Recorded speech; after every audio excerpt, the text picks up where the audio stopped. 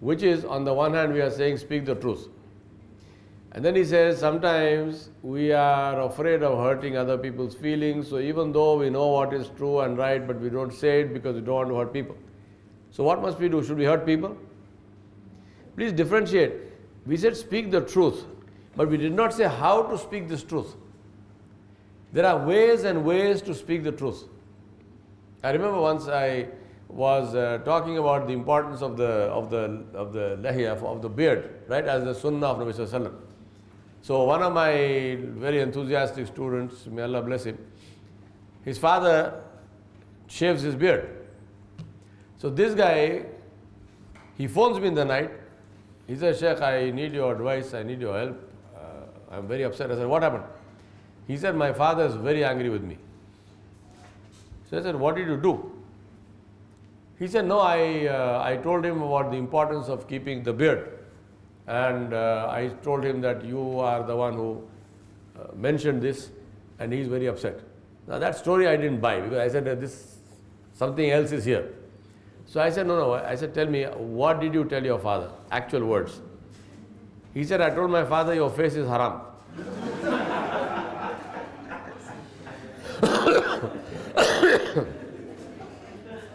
Now what? Right? Now what? So I said, Inna lillahi wa inna ilayhi raji'un. I said, did I tell you to go tell your father his face is haram? I said, not only do you go and tell this stuff, you are putting the blame on my head. You say, no, Sheikh. I said, La hawla wa la quwwata illa billah. I said, go apologize to him. I said, what kind of thing is this? So the important thing is, it's not just a matter of speaking the truth. Speak it in a way which takes care of people's emotion, people's dignity.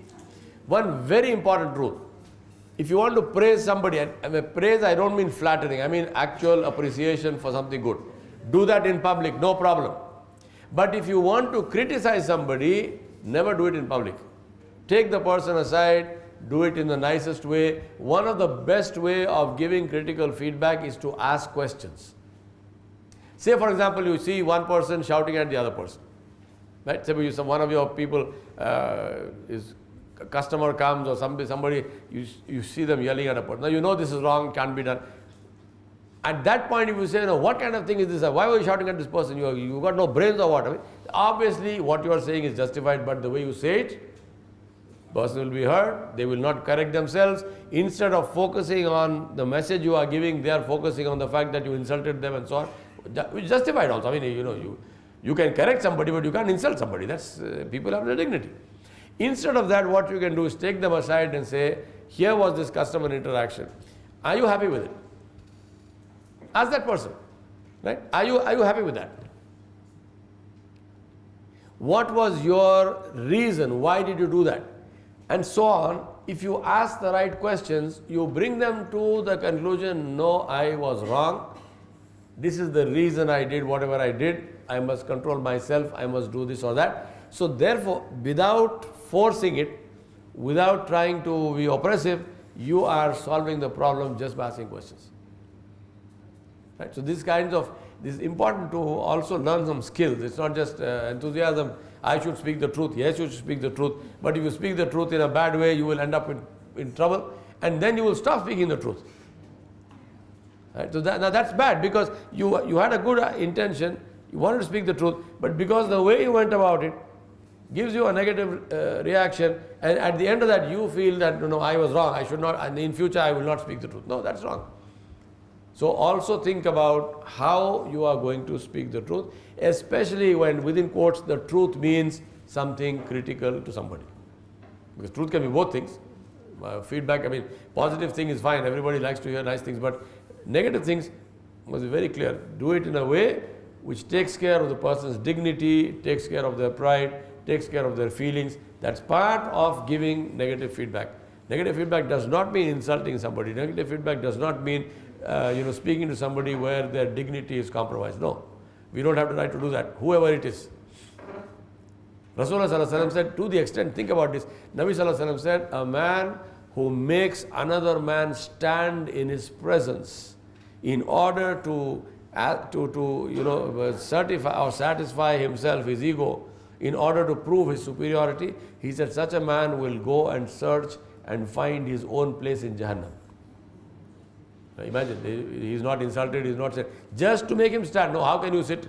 I'm this big boss. How can you sit in my presence? No. Nabi Sallallahu Alaihi Wasallam said, this will put you in the hellfire. Don't do that. People have dignity. In the eyes of Allah subhanahu wa ta'ala, we are all equal. The one who has the greatest taqwa is superior, but who knows that? Only Allah. Because you can't go inside my heart, I can't go inside your heart. You do not know my taqwa, I do not know your taqwa. So treat people with respect, with dignity. By all means, give critical feedback, because this is part of our job, especially people in authority, in the home and so on. It is part of your job. But do that in a way which does not hurt people. So both are possible. Jazakallah, that's a very nice question. Next table, and quickly, we don't want to, I don't want to exceed the time. This is just to support what you said, and I like to use reference when I'm advising people, which is when Allah was sending Prophet Musa alayhi salam to Fir'aun, he cautioned you on how to speak to Fir'aun, and this is a terrible tyrant. Absolutely. It's just supporting what you said. Very nice. Even the person is bad, there's a way you have to speak to that. Very nice. Again, a very nice example. Allah subhanahu wa ta'ala says, "Qulu layyinan." Speak to him softly. Now Allah knows that no matter how softly Musa alayhi salam speaks to Firaun, he is not going to listen. Allah knows that this man is beyond hidayat. But therefore, why is he saying speak softly? It's not for Firaun, it's for Musa alayhi salam. This is training for Musa alayhi salam. Whether it has effect on Firaun or not is not the point. The point is that for Musa alayhi salam, here is the training: speak softly to people. Musa alayhi salam was a very strong man. Nabi sallallahu alaihi wasallam said he was big, he was very dark in complexion, he was like a bit like a wrestler. Imagine the man walks from all the way from Egypt to Canaan and back, and he has a very strong personality. And Musa alayhi salam also was not a man who kept quiet for anything. If he saw something, he had to say something. All the stories of Surah Al-Kahf, for example, he says to Khizr, I will not ask questions, but immediately, the moment something happens, why did you do this, what happened? This was his nature. He was by nature very strong and very just and so on. So Allah is teaching him. And he says to Firaun, Qulu layyinan. Even though Allah knows this, no matter what happens, this man is not coming on the track, but doesn't matter. This is training for you, not for him. Training for you. Because Musa alayhi salam's job is not finished with Firaun. After Firaun, he's got decades of work to do with Bani Israel. So Allah is training him. So Alhamdulillah, Jazakumullah khair. Very nice. Yes.